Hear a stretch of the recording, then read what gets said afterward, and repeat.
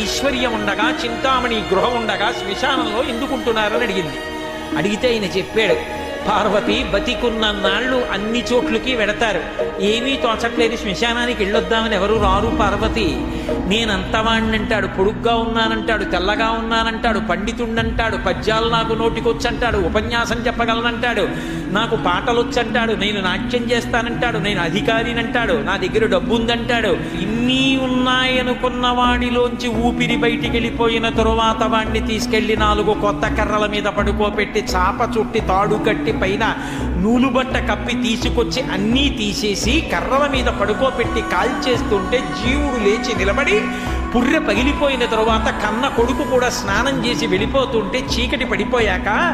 అయ్య బాబోయ్ చుట్టూ ఉగ్రభూతాలు, నా వాళ్ళన్న వాళ్ళు లేరు, వీళ్ళని నమ్ముకున్నాను, ఒక్కడు లేడని ఏడుస్తుంటే నేనున్నాను రా అని చెప్పడానికి నేను కూడా